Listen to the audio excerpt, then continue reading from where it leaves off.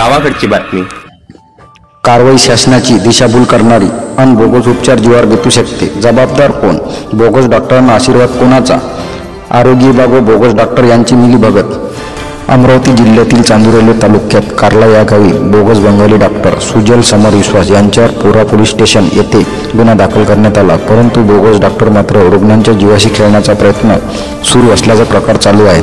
जिल्हा आरोग्य अधिकारी यांना मानवी हक्क आयोगाने आदेश दिल्यानंतर थातूरमातूर कारवाई करण्यात आली होती. परंतु बनावट डॉक्टर अजूनही ग्रामीण भागातील सामान्य नागरिकांच्या जीवाशी खेळताना दिसतात.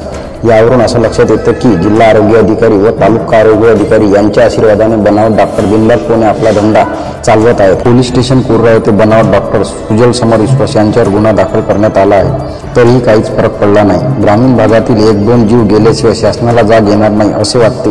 2021 पासून बनावट डॉक्टर विरोधात लढा चालू ठेवला आहे, पण शासकीय यंत्रणा कुचकामी ठरत आहे. त्यामुळे सर्वसामान्य नागरिक त्रस्त झाले आहेत. गावाकडची बातमी टीमसह ब्युरो रिपोर्ट.